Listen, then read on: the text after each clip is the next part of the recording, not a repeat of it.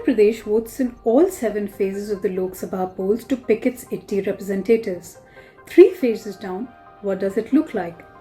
In the last election, the BJP on its own, if we discount the ally count, had 162 seats.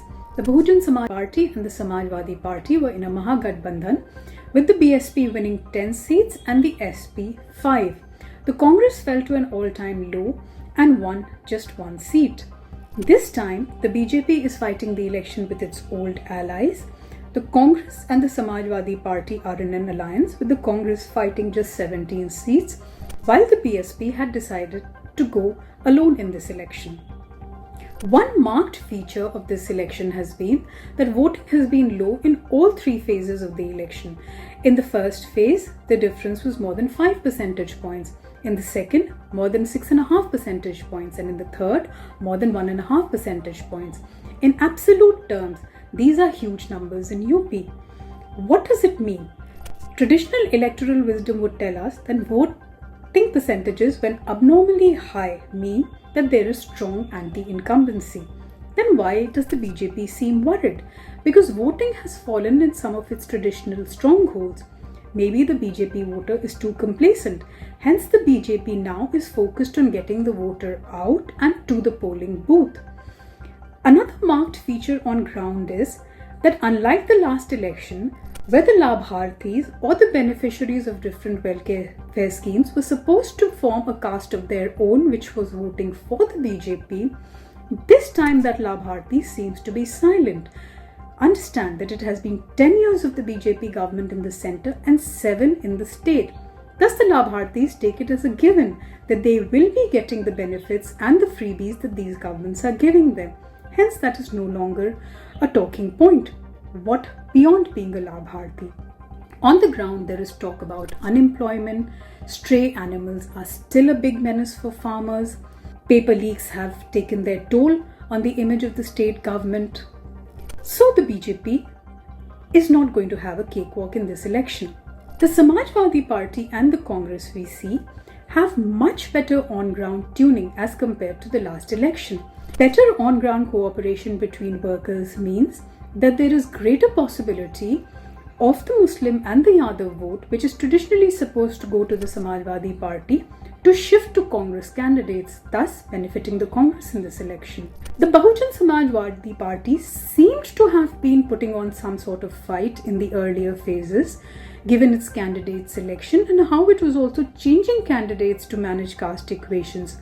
However, with the taking back of Akash Anand and Mayawati also saying that she is not looking at him as a successor for now, because he was taking on the BJP too critically, it seems that the BSP has folded up its fight.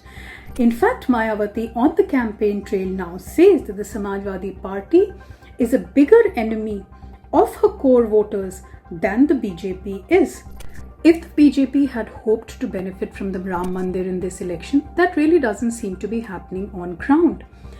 The BJP has been at it saying that the Samajwadi Party will put a lock on the Ram Mandir if it were to get more seats. But the voter on the ground doesn't seem to be impressed by this at all.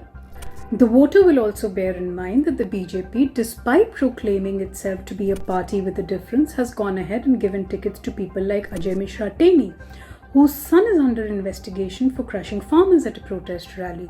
Similarly, Bridbhushan Sharan Singh's son also has a ticket. So the BJP cannot think of this election as a cakewalk, particularly because beneficiary schemes and their benefits seem to have been operating on some sort of law of diminishing returns and hence are not a focal point in this election, where every single party is promising more freebies to the voter if voted to power. In fact, on ground, there is talk about the BJP changing the constitution if it were to come to power.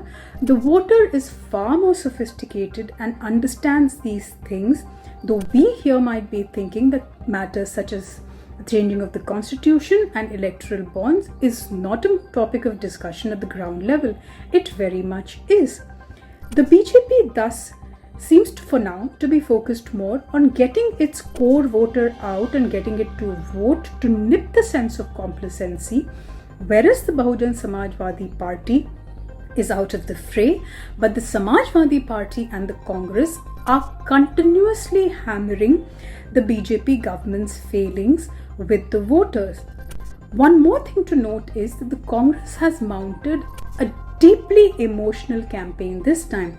Priyanka Gandhi, in her electoral speeches, is constantly saying that her family has sacrificed for the country but never gotten anything in return.